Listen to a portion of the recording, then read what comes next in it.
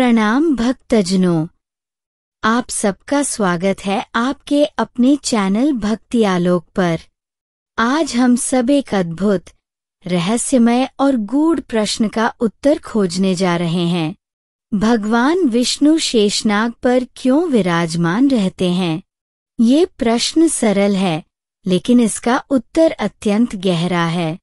और यदि आप इस वीडियो को अंत तक देखेंगे तो न केवल आपका ज्ञान बढ़ेगा, बल्कि आपके हृदय में भगवान विष्णु और शेषनाग दोनों के प्रति असीम प्रेम और श्रद्धा जागृत होगी। तो चलिए आरंभ करते हैं ये दिव्य यात्रा। हम सबने चित्रों और मूर्तियों में देखा है, विष्णु भगवान क्षीर सागर में शेषनाग की शिया पर विराजमान हैं। लक्ष्मी जी उनके चरण दबा रही हैं और चारों ओर अनंत आभा फैल रही है। लेकिन आखिर यह दृश्य हमें क्या संदेश देता है? क्यों शेषनाग ही उनके आसन बने? क्यों क्षीर सागर ही उनका निवास है? यही रहस्य आज हम जानेंगे। सबसे पहले समझते हैं क्षीर सागर का महत्व। क्षीर सागर कोई साधारण समुद्र नहीं है। यह सागर शुद्धता, शांति और अमरता का प्रतीक है।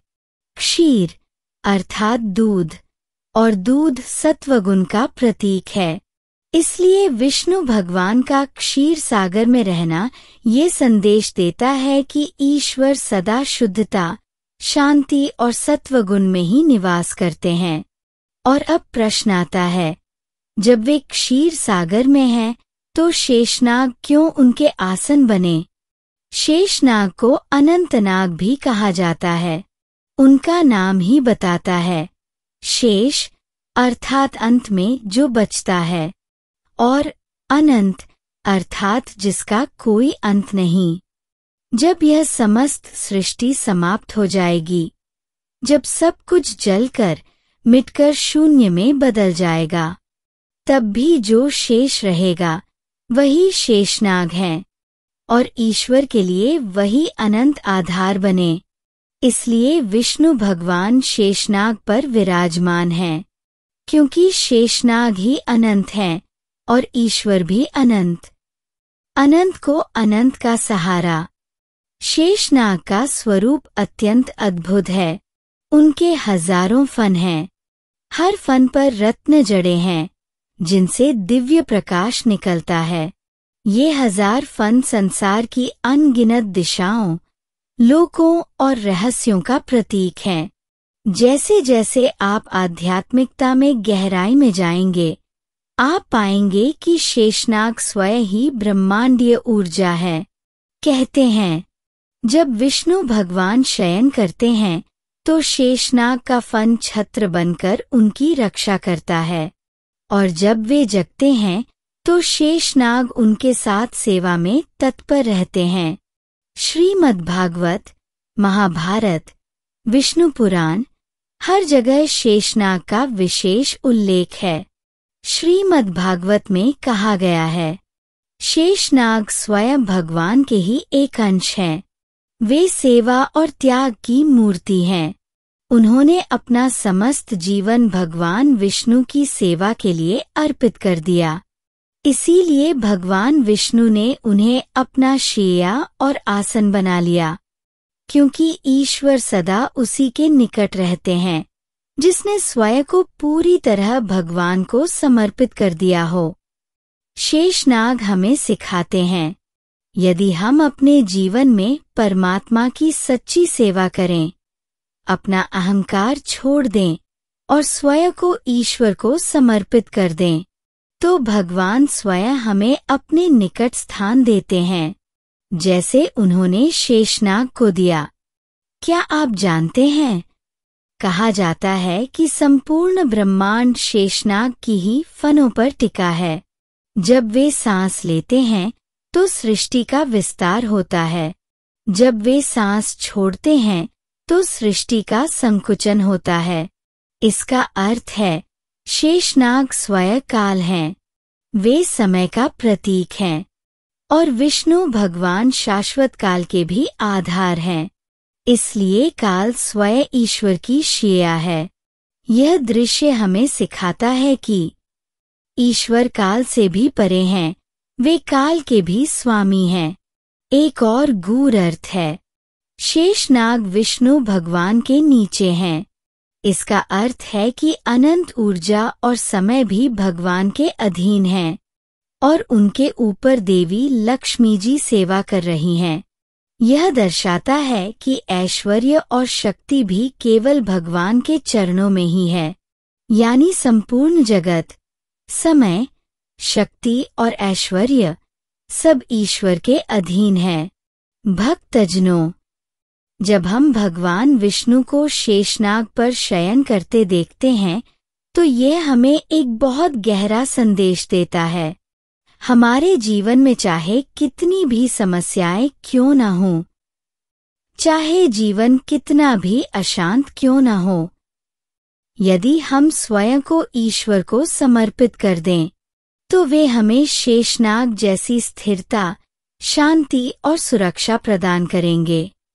पुराणों में आता है, एक बार देवता और दैत्य दोनों मिलकर समुद्र मंथन कर रहे थे। उस समय वासुकी नाग को रस्सी बनाया गया, लेकिन क्या आप जानते हैं उस समय शेषनाग को भी बुलाया गया था।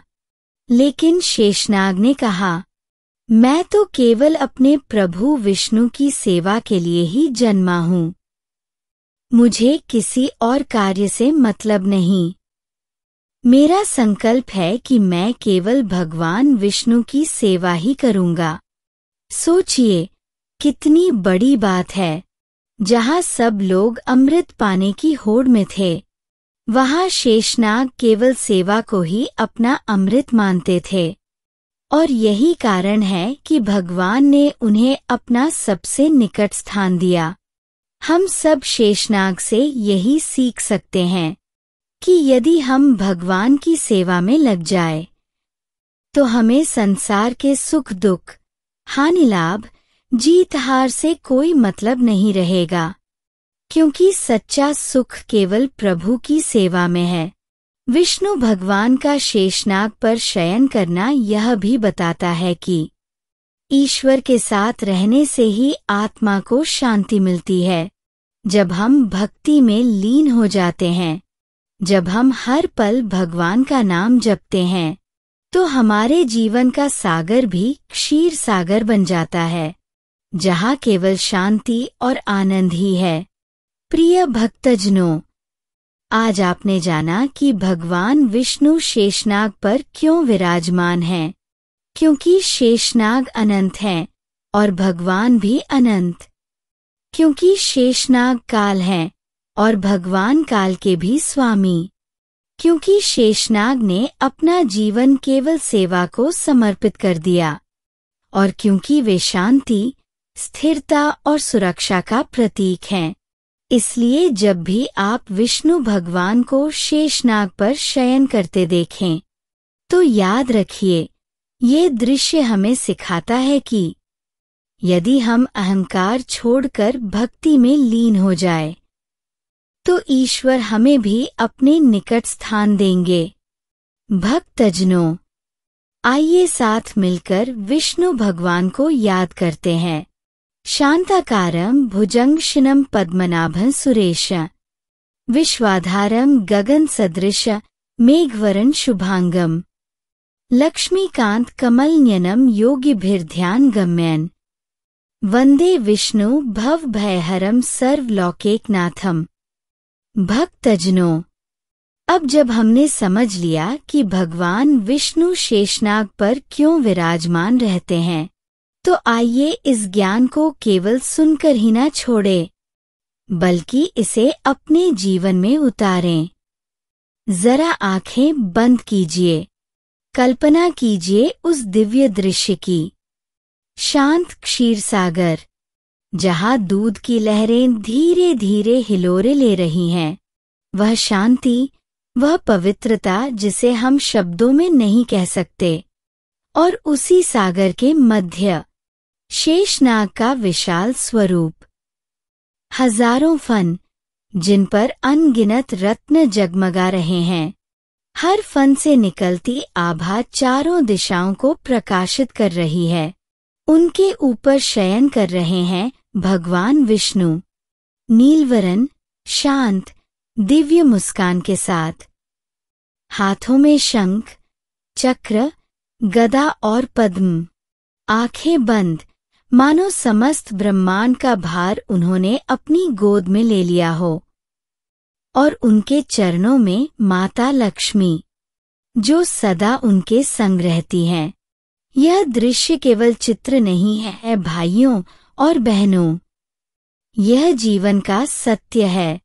भगवान विष्णु का शेषनाग पर शयन हमें यह बताता है कि यदि जीवन में तूफान आए, यदि समस्याएं हमें हिला दें, यदि मन में बेचैनी बढ़ जाए, तो हमें केवल एक ही उपाय है, ईश्वर के चरणों में शरण लेना। क्योंकि जब ईश्वर हमारे साथ होते हैं तो शेषनाग जैसी स्थिरता हमें मिलती है। काल भी हमारे अधीन हो जाता है। चिंता, दुख और भय सब लुप्त हो जाते हैं। जिनकी आकृति स्वरूप अतिशय शांत है, जो जगत के आधार व देवताओं के भी ईश्वर, राजा, जो शेषनाग की शैया पर विश्राम किए हुए हैं, जिनकी नाभि में कमल है और जिनका वर्ण श्याम रंग का है, जिनके अतिशय सुंदर रूप का योगीजन ध्यान करते हैं, जो गगन के समान सभी जगहों पर छाए हुए हैं, जो जन्म मरण के भय का नाश करने वाले हैं, जो संपूर्ण लोकों के स्वामी हैं, जिनकी भक्तजन वंदना करते हैं। ऐसे लक्ष्मीपति कमल नेत्र भगवान श्री विष्णु को अनेक प्रकार से विनती कर प्रणाम करता हूँ। ब्रह्मा, शिव, वरुण, इंद्र, मरुद्गण जिनकी दिव्य स्तोत्रों से स्तुति गाकर रिझाते हैं, सामवेद के गाने वाले अंग, पद, क्रम और उपनिषदों के सहित वेदों द्वारा जिनका गान करते हैं, योगीजन ध्यान में स्थित प्रसन्न हुए मन से जिनका दर्शन करते हैं, देवता और असुर जिनके अंत को नहीं पाते, उन नारायण को सौरभ नमस्कार करता है। आइए अब मिलकर प्रार्थना करें। हे विष्णु भगवान, जैसे आपने शेषनाग को अपने समीप स्थान दिया, वैसे ही हमें भी अपने चरणों में स्थान दीजिए। हे अनंतनाग, जैसे आपने स्वयं को प्रभु की सेवा में अर्पित कर दिया, वैसे ही हमें भी शक्ति दीजिए कि हम अहंकार छोड़कर अपने जीवन को प्रभु की सेवा में लगा दें। हे प्रभु, हमारे मन के सागर को भी क्षीर सागर बना दीजिए, जहाँ केवल शांति और प्रेम ही बहता हो। भाइयों और बहनों, यह जीवन क्षण भंगुर है। धन, पद, यश सब मिट जाएगा, लेकिन यदि प्रभु की भक्ति हमारे साथ है, तो वही हमारी सबसे बड़ी पूंजी है। जैसे शेषनाग ने सब कुछ छोड़कर केवल सेवा को अपना मार्ग बनाया, वैसे ही हमें भी भगवान की भक्ति को जीवन का आधार बनाना चाहिए। भक्तजनों, एक बार दिल से आंखें बंद करके मन ही मन बोलिए, जय विष्णु भगवान, जय अनंत शेषनाग। क्या आपको महसूस हुआ एक अद्भुत शांति, एक दिव्य ऊर्जा आपके भीतर प्रवाहित हो रही है? यही है भक्ति की शक्ति, यही है प्रभु की कृपा। भाइयों और बहनों, यदि आज की ये कथा आपके हृदय को छू गई है, यदि आपके मन में भी यह भाव आया है कि अब हमें अपने जीवन को प्रभु को समर्पित कर देना चाहिए, तो कृपया इस भक्ति संदेश को अपने तक मत रखिए। इसे अपने परिवार, अपने मित्रों और अपने प्रियजनों तक पहुंचाइए, क्योंकि जब एक एक हृदय प्रभु की ओर झुकता है, तो यह संसार भी शांति और प्रेम से भर जाता है। और हाँ, यदि आप चाहते हैं कि आपके जीवन में प्रतिदिन भक्ति का प्रकाश फैले। तो भक्ति आलोक चैनल को सब्सक्राइब करना न भूलें, क्योंकि इस चैनल पर हम सब मिलकर हर रोज ईश्वर की महिमा का गुणगान करते हैं। ये केवल एक चैनल नहीं, यह एक परिवार है, भक्ति का परिवार। तो आइए अंत में सब मिलकर एक स्वर में बोलें, ओम नमो भगवते वासुदेवाय। जय विष्णु भगवान, जय अनंत शेषनाग।